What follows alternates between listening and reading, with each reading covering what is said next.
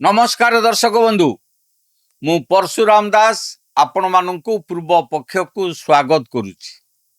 दर्शक बंधु संबलपुर भुवनेश्वर पर्यंत ओडिशा राजनीति रे एबे एक बड़ धरणर भूमिकंप देखा मिली।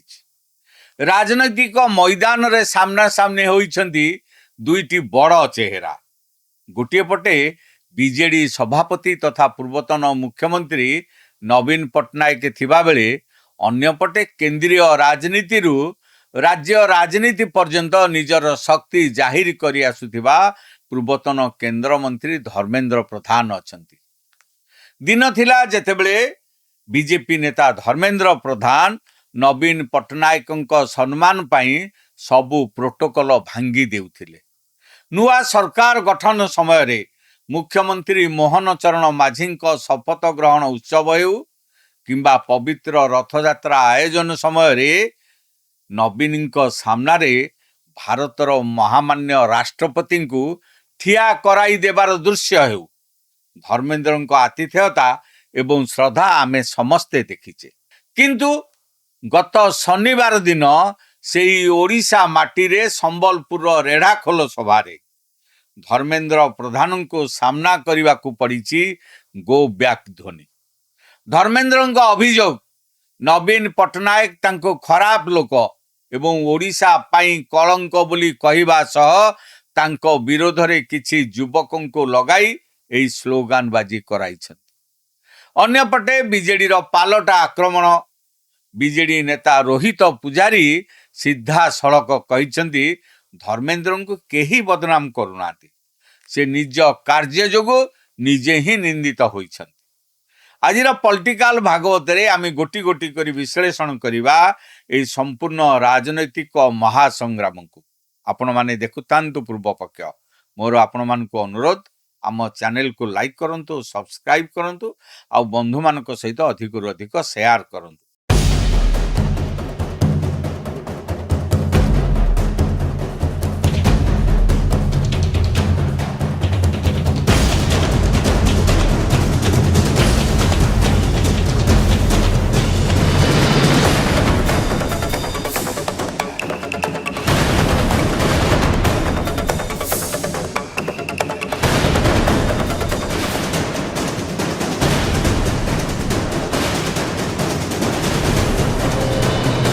दर्शक बंधु प्रथमे आसंतु बुझिबा ए विवाद गभीरता केते।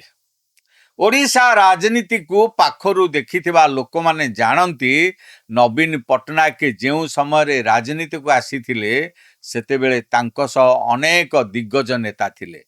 विजय महापात्र, नलिनी महांती भली टाणुआ नेता किंबा जातीय स्तर रे लालकृष्ण आडवाणी भली व्यक्तित्व। किंतु समय सह सेमानंक सह संपर्क किपरि बदली गला ता ओडिशावासी देखिछन्ति। धर्मेंद्र प्रधान नवीन शासन काल रे एवं परवर्ती समय रे अनेक स्थान रे सौजन्यमूलक व्यवहार देखाइथिले। किंतु राजनैतिक समीकरण बदलिबा परे एवं विशेष करी तमिल बहु सुजाता राउत कार्तिकेयन एवं तमिलनाडु निवासी भैरव कार्तिकेयन पांड्यान प्रसंग सामना को आसीबा परे बीजेपी और बीजेडी मध्यरे लड़ई आहुरी तीव्र होइछि। नवीन पट्टनायक और बीजेडी शिविर अनुभव करुछि जे राज्य राजनीति रे सेमानंक गड़रे जदि केही सबुठारु बड़ प्रतिबंधक हेउछन्ति से हेले धर्मेंद्र प्रधान। तेणु सुजोग पाइबा मात्रे तांको उपरे शब्द बाण आक्रमण करने को बीजेडी पछ घुंचा देउ नाही। आसंतु नजर पकाइबा संबलपुर जिला रेढ़ाखोल रे गत शनिवार दिन आयोजित से साधारण सभा उपरे जेउठारु एई नुआ विवादर सूत्रपात होइछि। रेढ़ाखोलर एई सभा रे केंद्र मंत्री धर्मेंद्र प्रधान अत्यंत आक्रामक रूप रे नजर को आसीथिले। वरिष्ठ बिजु जनता दल नेता प्रसन्न आचार्य उपस्थिति रे धर्मेंद्र प्रधान सीधा सड़क बीजेडी सभापति नवीन पट्टनायक को टार्गेट करथिले। धर्मेंद्र प्रधान निज भाषण रे जहा कहिथिले ताहा एबे सोशल मीडिया और राजनैतिक कॉरिडोर रे चर्चार विषय। से कहिथिले मु प्रभु ଜଗନ୍ନାଥଙ୍କ କୃପାରୁ ଏବଂ 4.5 କୋଟି ଓଡ଼ିଆଙ୍କ ଆଶୀର୍ବାଦରୁ 12 ବର୍ଷ ତଳେ କେନ୍ଦ୍ରମନ୍ତ୍ରୀ ହୋଇଥିଲି। ମୁଁ ଓଡ଼ିଶା ପାଇଁ ଭଲ କରେ କି ନ କରେ, କିନ୍ତୁ ଆଜି ପର୍ଯ୍ୟନ୍ତ ଓଡ଼ିଶାର ସୁନାମରେ କଦାପି ଦାଗ ଲଗାଇବାକୁ ଦେଇନାହିଁ କି ଓଡ଼ିଆଙ୍କ ମୁଣ୍ଡ ନୁଆଇବାକୁ ଦେଇନାହିଁ। ମୁଁ ଜଣେ ଚାଷୀର ପୁଅ। ନବୀନ ବାବୁ ମୋତେ ଖରାପ ଲୋକ କହିପାରନ୍ତି। ଆପଣ ଯେତେ ଗୋ ବ୍ୟାକ୍ କହିଲେ ବି ମୁଁ ବାରମ୍ବାର ଓଡ଼ିଶା ଆସିବି। ସେ ଆହୁରି ମଧ୍ୟ ଦାବି କରିଥିଲେ ଯେ ପ୍ରସନ୍ନ ଆଚାର୍ଯ୍ୟଙ୍କ ସମ୍ମତି ଓ ସ୍ୱାଗତ କ୍ରମେ ସେ ରେଢ଼ାଖୋଲକୁ ଆସିଛନ୍ତି ଏବଂ ମା ସମଲେଶ୍ୱରୀ ପ୍ରଭୁ ଶ୍ରୀ ଜଗନ୍ନାଥଙ୍କ ଆଶୀର୍ବାଦ ତାଙ୍କ ସହ ସଦା ସର୍ବଦା ରହିଛି।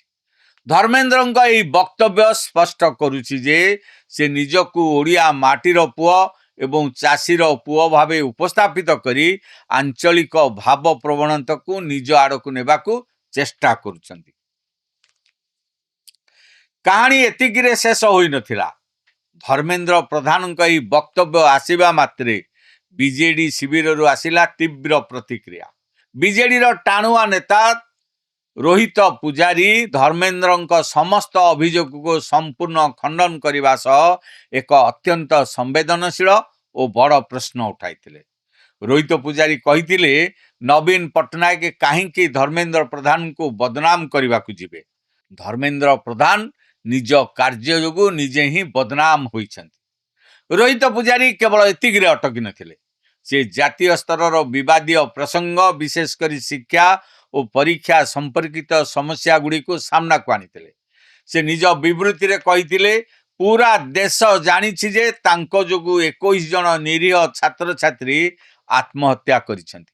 ପରୀକ୍ଷା ଦେଇଥିବା ପ୍ରାୟ 22 ଲକ୍ଷ ପରୀକ୍ଷାର୍ଥୀଙ୍କ ମଧ୍ୟରୁ 21 ଲକ୍ଷ ଛାତ୍ରଛାତ୍ରୀ ଆଜି ମାନସିକ ଚାପ ଓ ହତାଶ ମଧ୍ୟରେ ଗତି କରୁଛନ୍ତି। ଦିଲ୍ଲୀର ଯନ୍ତର ମନ୍ତରରେ ଶାନ୍ତିପୂର୍ଣ୍ଣ ଭାବେ ଆନ୍ଦୋଳନ କରୁଥିବା ଛାତ୍ରଛାତ୍ରୀଙ୍କ ଉପରେ ପୋଲିସ ଦ୍ୱାରା ଯେଭଳି ଅମାନୁଷିକ ଭାବେ ଆକ୍ରମଣ କରାଗଲା, ତାହା ହିଁ ତାଙ୍କୁ ଓ ବିଜେପି ସରକାରକୁ ସମାଜ ଆଗରେ ବଦନାମ କରିଛି। ବିଜେଡି ନେତାଙ୍କର ଏହି ଆକ୍ରମଣ ଓଡ଼ିଶା ରାଜନୀତିରେ ଏବେ ଏକ ନୂଆ ବିବାଦ ଓ ଚର୍ଚ୍ଚାର ସୂତ୍ରପାତ କରିଛି। ଦର୍ଶକ ବନ୍ଧୁ, ଏହି ସମ୍ପୂର୍ଣ୍ଣ ଘଟଣାବଳୀକୁ ଯଦି ଆମେ ନିରପେକ୍ଷ ରାଜନୈତିକ ଦୃଷ୍ଟିକୋଣରୁ ବିଶ୍ଳେଷଣ କରିବା, ତେବେ କିଛି ଗୁରୁତ୍ୱପୂର୍ଣ୍ଣ କଥା ସ୍ପଷ୍ଟ ହୋଇ ସାମ୍ନାକୁ ଆସୁଛି। ତାହା ହେଲା, ଧର୍ମେନ୍ଦ୍ର ପ୍ରଧାନ ଜାଣିଶୁଣି ନିଜକୁ ଓଡ଼ିଶା ମାଟିର ପୁଅ ଏବଂ ଚାଷୀର ପୁଅ ଭାବେ ଉପସ୍ଥାପିତ କରୁଛନ୍ତି। ସେ ଦର୍ଶାଇବାକୁ ଚାହୁଁଛନ୍ତି ଯେ ସେ କେନ୍ଦ୍ରରେ ଯେତେ ବଡ଼ ପଦବୀରେ ଥାଆନ୍ତୁ ନା କାହିଁକି, ଓଡ଼ିଶାର ସ୍ୱାର୍ଥ, ଓଡ଼ିଆଙ୍କ ଆଶୀର୍ବାଦ ତାଙ୍କ ପାଇଁ ପ୍ରଥମ। ଗୋ ବ୍ୟାକ୍ ଧ୍ୱନିର ପ୍ରତ୍ୟୁତ୍ତରରେ ସେ ବାରମ୍ବାର ଓଡ଼ିଶା ଆସିବାକୁ ଦୃଢ଼ ସଂକଳ୍ପ ଦେଖାଇ ନିଜ ସମର୍ଥକଙ୍କ ମଧ୍ୟରେ ଉତ୍ସାହ ଭରିବାକୁ ଚେଷ୍ଟା କରିଛନ୍ତି। ଅନ୍ୟପଟେ ବିଜେଡି କେବଳ ବ୍ୟକ୍ତିଗତ ବୟାନବାଜିରେ ସୀମିତ ନ ରହି ଛାତ୍ର ସମସ୍ୟା, ପରୀକ୍ଷାରେ ଅନିୟମିତତା, ନିଟ୍ ବିବାଦ ଏବଂ କେନ୍ଦ୍ରୀୟ ନୀତିକୁ ଅସ୍ତ୍ର କରୁଛି। ଧର୍ମେନ୍ଦ୍ର ପ୍ରଧାନ କେନ୍ଦ୍ର ଶିକ୍ଷାମନ୍ତ୍ରୀ ଥିବାରୁ ଛାତ୍ରଛାତ୍ରୀଙ୍କ ସମସ୍ୟା ଓ ଯନ୍ତର ମନ୍ତର ଆନ୍ଦୋଳନକୁ ଆଗକୁ ଆଣି ତାଙ୍କ ଜାତୀୟ ଭାବମୂର୍ତ୍ତିକୁ ଓଡ଼ିଶା ମାଟିରେ ଦୁର୍ବଳ କରିଦେବାକୁ ବିଜେଡି କୌଶଳ ରଚିଛି। ଏହି ଆରୋପ ପ୍ରତ୍ୟାରୋପ କେବଳ ଟେଲିଭିଜନ ଷ୍ଟୁଡିଓ କିମ୍ବା ନେତାଙ୍କ ସମ୍ବାଦପତ୍ର ବିବୃତ୍ତି ମଧ୍ୟରେ ଏବେ ସୀମିତ ରହିନାହିଁ। ଏହା ତୃଣମୂଳ ସ୍ତରରେ ବିଜେଡି ଓ ବିଜେପି କର୍ମୀଙ୍କ ମଧ୍ୟରେ ମୁହାଁମୁହିଁ ପରିସ୍ଥିତି ସୃଷ୍ଟି କଲାଣି। ରେଢ଼ାଖୋଲ ଘଟଣା ଏହାର ପ୍ରତ୍ୟକ୍ଷ ପ୍ରମାଣ।